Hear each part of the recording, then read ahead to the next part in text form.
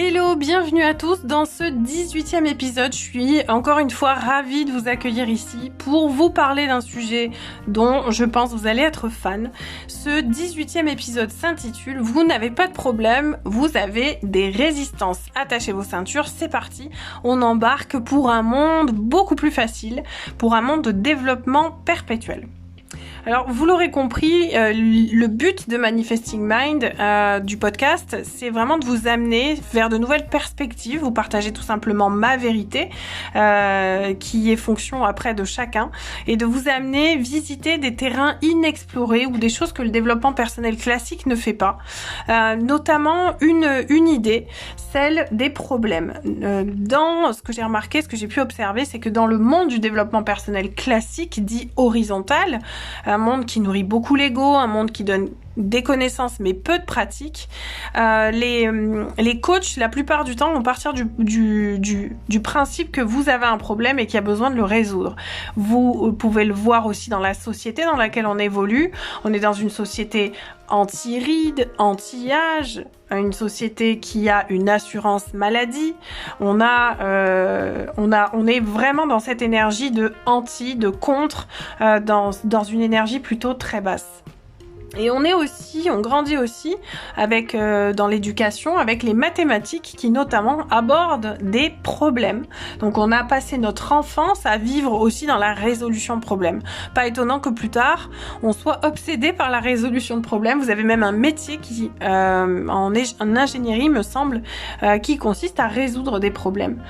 L'idée quand vous commencez à vivre depuis cet état, c'est que votre cerveau se met en mode problème et donc en mode survie. Vous activez dès lors le reptilien qui est à l'arrière de votre cerveau et vous faussez complètement le limbique qui gère notamment les émotions.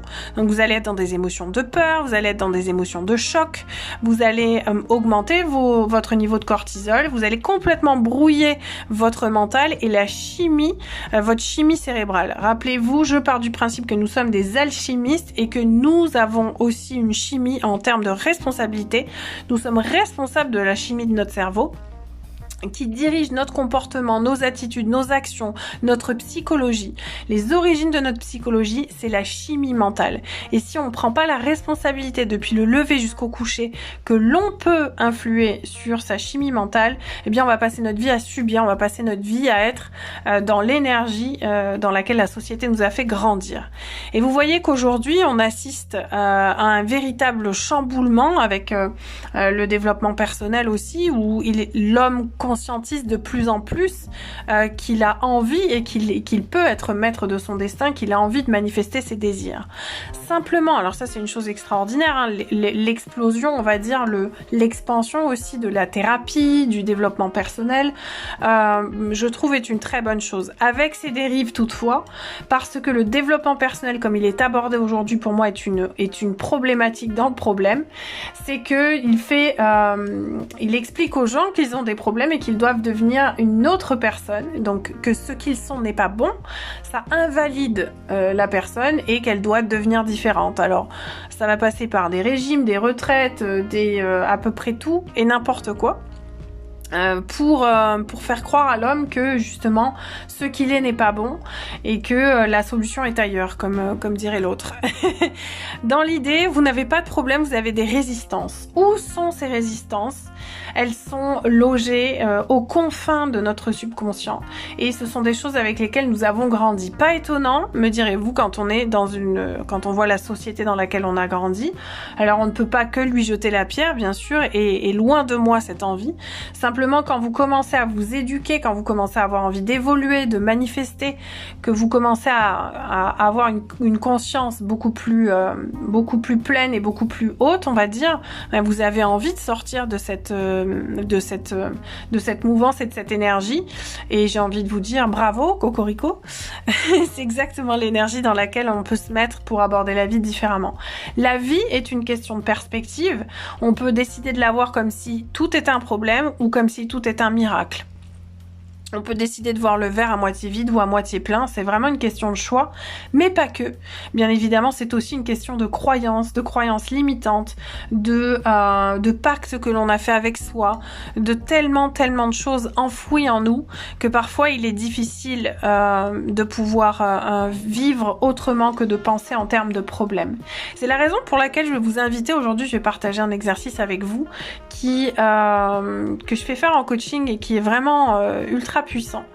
C'est l'idée de la feuille magique. Cette feuille magique, c'est que j'invite mes coachés, les gens que je coach, à utiliser une feuille, donc à prendre une feuille de papier, cependant 21 jours minimum, tous les matins, au réveil idéalement, quand vous êtes encore en onde alpha. Pourquoi les ondes alpha sont propices au scripting aussi, au journaling? Tout simplement parce que vous allez faire des ancrages un petit peu plus puissants et que comme nous vivons à 95% dans le subconscient, vous allez pouvoir faire monter plus rapidement à la conscience ce que vous voulez émerger et ce que vous voulez changer d'étage, c'est-à-dire de passer du subconscient à la conscience, ces choses-là, et de mieux bien sûr les maîtriser.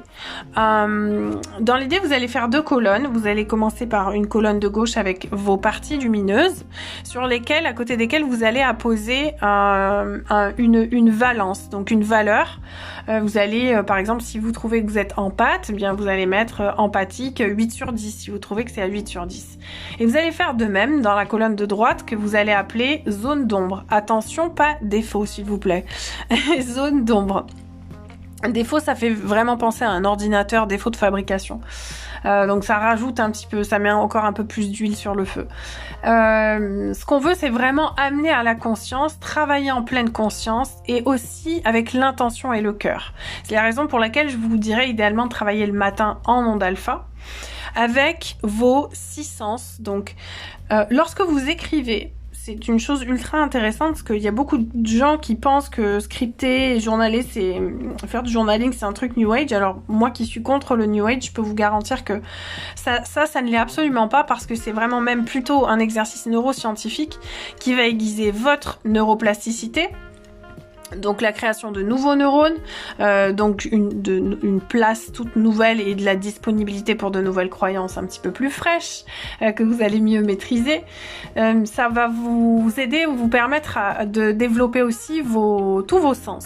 Donc en gros, le fait d'écrire va mobiliser 4 parties de votre cerveau, mais aussi vos 6 sens, et j'aime bien parler vraiment de vos 6 sens, notamment l'intuition, donc le kinesthésique, l'odorat, le goût, enfin tous les sens quoi.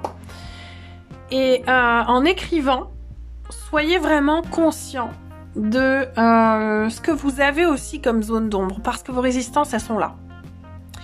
Et elles sont aussi forcément dans le subconscient. Donc, lorsque vous allez plonger à cœur perdu, j'ai envie de dire, dans cette liste-là, soyez ultra honnête avec vous.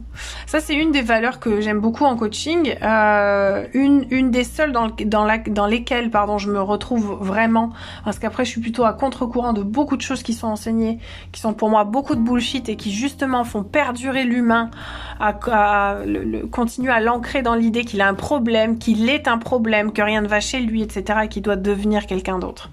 Mais cette idée-là, je l'aime bien, cette énergie-là, je l'aime bien, c'est vraiment l'idée d'être honnête envers soi. Quand vous êtes honnête envers vous, déjà vous savez que vous avez un degré d'amour pour vous qui est plutôt haut.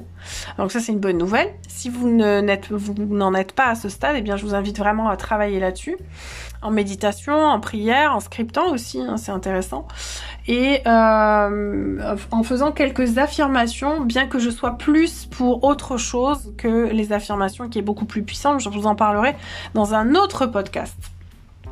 Et cette stratégie, vous la retrouvez bien évidemment beaucoup plus développée dans Manifestation les basiques et dans Manifesting Mind, le programme de développement personnel, développement perpétuel, que dis-je, qui sort bientôt.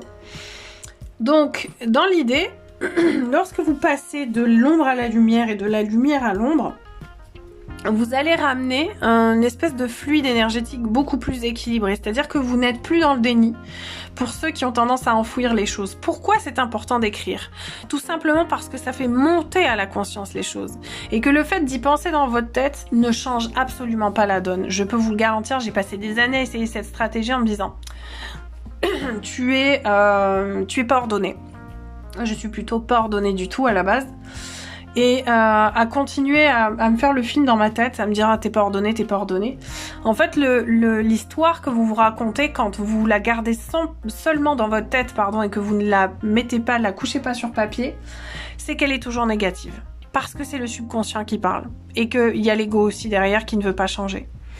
Lorsque vous couchez sur papier, encore une fois, je vous l'ai dit, vous éveillez et vous travaillez avec un niveau beaucoup plus subtil, vous travaillez avec tous les sens. Et tous les sens se mettent au service du cerveau, c'est formidable, c'est vraiment hyper intégratif et je vous invite vraiment à le faire. Parce que vous allez intégrer, ça va devenir vraiment synergique en fait. Faites travailler tous les sens de votre corps quand vous voulez résilier, quand vous voulez... Je suis désolée pour ma gorge, les aléas du direct, mais je jeûne et je ne peux pas boire. Voilà pour la petite histoire, parce que si vous écoutez, vous allez dire, mais elle doit boire. J'aimerais bien boire. Donc, on parlera du jeûne aussi sur un prochain podcast avec grand plaisir. Et dans l'idée, voilà, mettez-vous dans cette énergie de commencer à écrire et à scripter si c'est pas déjà le cas, tout simplement pour ces raisons-là et aussi pour faire monter à la conscience ce que vous gardez au fond de vous, ce que vous avez enfoui. Peut-être qu'au départ, vous allez sentir des résistances toujours, les fameuses résistances, elles veulent pas forcément être vues au grand jour. Donc peut-être que vous allez mettre du temps à les coucher sur papier, peut-être que vous allez mettre du temps à pouvoir les trouver, mais ce n'est pas grave, allez-y, franchement, continuez à chercher, priez, méditez, allumez une bougie ou un encens. J'aime beaucoup l'idée d'allumer une bougie lorsque vous faites ce travail-là, parce que le feu, j'aime beaucoup travailler avec les élémentaux, l'énergie du feu amène les choses beaucoup plus à la conscience. Pardon, donc c'est ultra intéressant. D'allumer une petite bougie va vous permettre aussi d'être un petit peu plus concentré. Et puis c'est comme un instant intime, un instant choisi, un instant d'engagement de vous pour vous dans la journée. Ça peut être fait le matin ou le soir, mais encore une fois, idéalement, je vous invite à le faire le matin lorsque vous êtes encore en onde alpha. Cette liste, continuez à la faire sur 21 jours, voire 45, c'est ce que je préconise. Tout simplement parce que vous allez faire un travail de fond avec les 45 jours et on dit qu'il faut quand même plus de 21 jours pour instaurer de nouvelles habitudes au niveau du cerveau. Donc si vous avez l'habitude de penser de façon ultra négative ou que vous avez l'habitude d'aborder votre vie comme si tout était un problème, ça va vraiment vous aider sur la durée.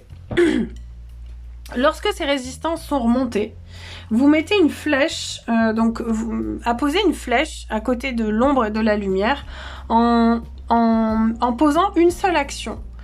Dans la partie de gauche qui est dédiée à la lumière, la partie lumineuse de vous, si vous avez envie de faire croître cette chose-là, ce que vous possédez déjà de lumineux, ce que vous possédez d'acquis, entre guillemets, apposez une action que vous pouvez faire pour continuer à entretenir ce jardin, entretenir cette fleur, à faire briller cette étoile.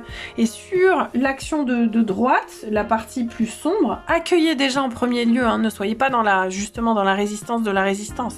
Parce que là, on va être perdu. Accueillez, acceptez, ok, je suis un humain, je suis venue faire une expérience je suis venue résilier, donc je suis venue transformer les choses, et c'est la raison aussi pour laquelle on est là. Donc acceptez, si vous étiez parfait, vous ne seriez pas là, on ne serait pas là, donc tout va bien. Et apposer justement une action, simplement une action. Ne commencez pas, pour les perfectionnistes qui écoutent, pour les je suis dans la perfection non-stop, ne commencez pas à mettre la barre trop haute et à mettre 75 actions à mener. Une seule, et assurez-vous de la faire bien. On fait peu de choses, mais avec conscience.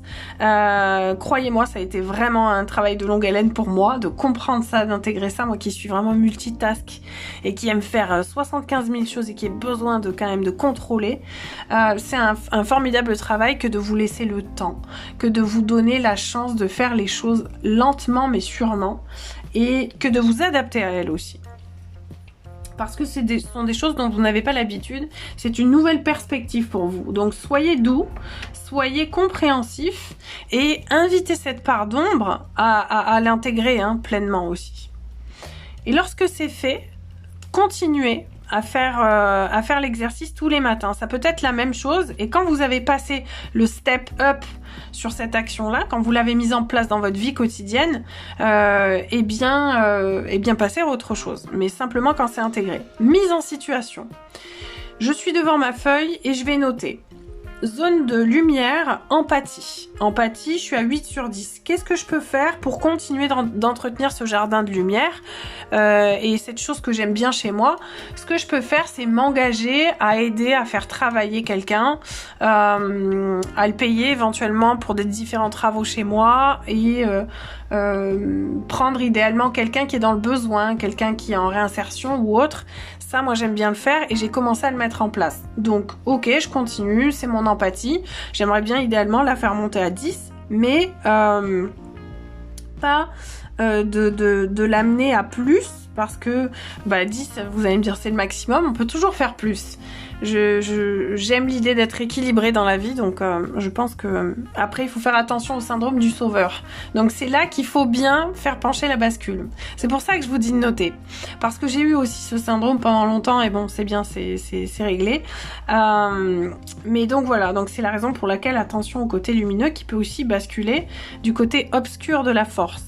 Et si on va du côté de Dark Vador, du côté obscur de la force, eh bien, on va trouver, tiens, le bazar, par exemple. C'est un véritable exemple, hein. Donc, le bazar, pour ne pas dire autre chose, il est à 5 sur 10. Donc, qu'est-ce qu'on peut faire? Qu'est-ce que je peux faire en action pour monter à 10 sur 10 ou à 8 sur 10? Eh bien aujourd'hui, je m'engage à ranger le dressing, par exemple, à prendre des photos avant-après. Ce que je vous invite à faire, si c'est quelque chose de compliqué pour vous, dans lequel vous n'avez pas l'habitude de vous mettre, faites des photos avant-après. Ça, c'est un petit peu ma technique. C'est pour stimuler votre niveau de dopamine. Alors, il y a toujours une stratégie derrière. Rassurez-vous, je prends pas une photo juste pour dire « Regardez ce que j'ai fait ». Surtout que je partage pas ce genre de choses sur les réseaux. Quoique je partage d'autres choses, mais... Dans l'idée, c'est vraiment pour de l'autosatisfaction et pour que vous puissiez bien voir le résultat et l'imprimer de votre action. Donc, voyez un petit peu le genre de choses que vous pouvez faire et créer de cette façon-là du développement durable et le fameux développement perpétuel comme je l'appelle. Pourquoi j'aime pas l'appellation développement personnel? Je vais vous expliquer ici et maintenant pourquoi. Parce que je pense que ça porte pas le bon nom déjà. Et pour moi, lorsque vous faites du développement sur vous, ça bénéficie au monde entier. Donc c'est le fameux effet papillon, hein, qui a été d'abord une recherche scientifique avant d'être connu dans le monde entier.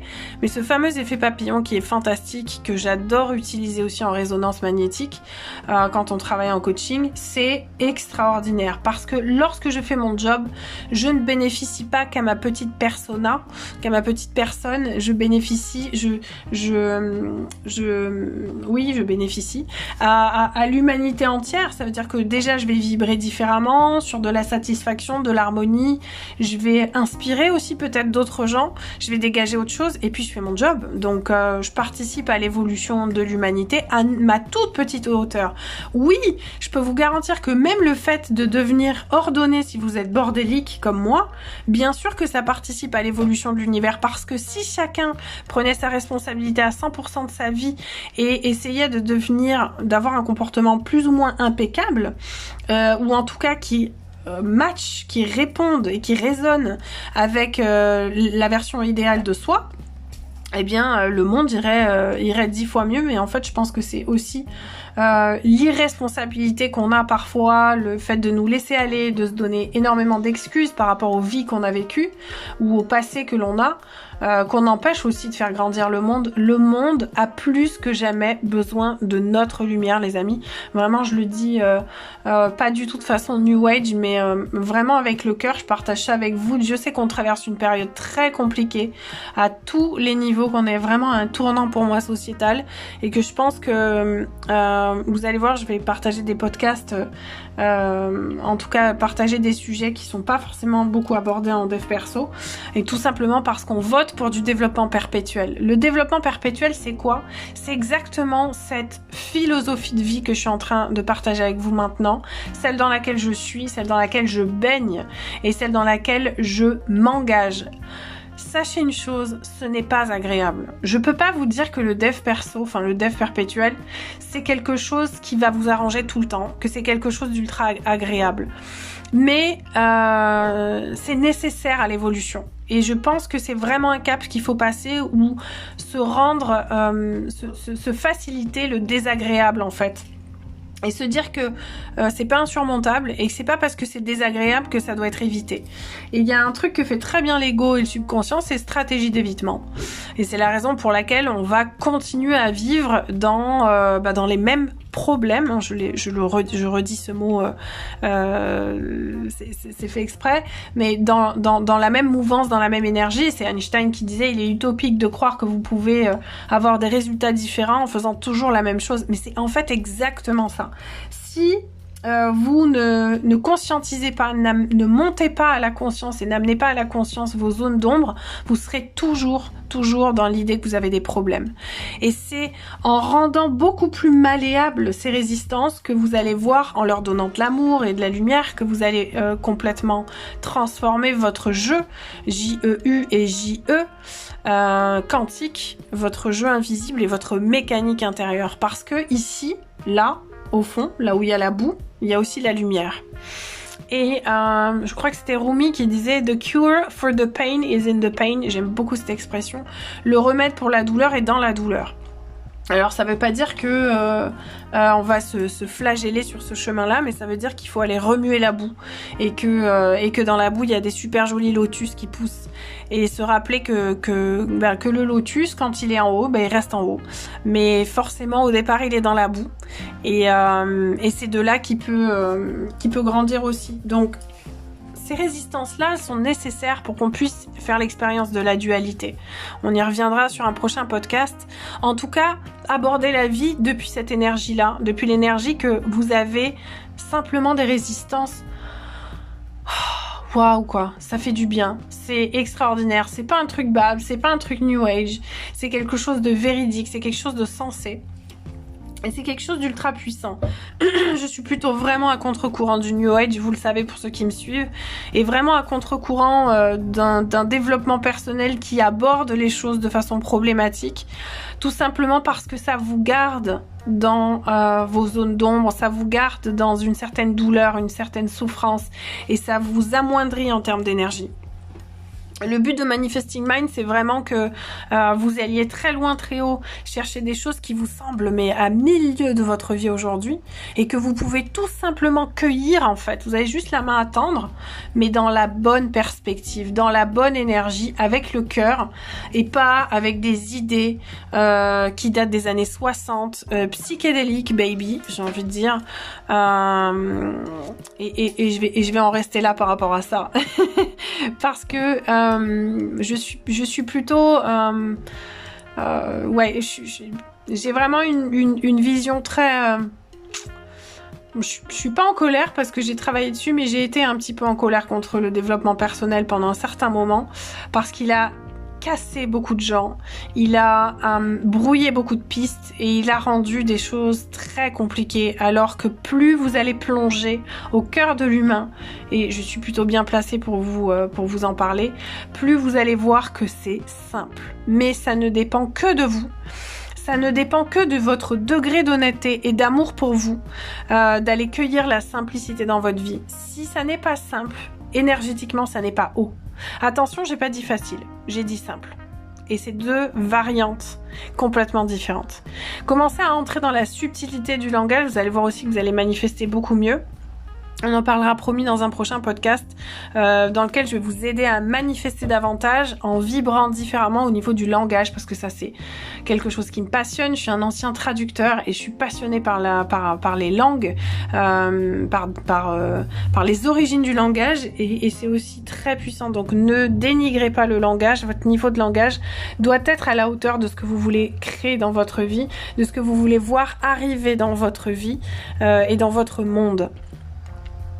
Vous n'avez pas de problème, les amis, vous avez simplement des résistances enfouies, cachées dans la boue. Allez les chercher, remuez-les et ne faites pas l'autruche.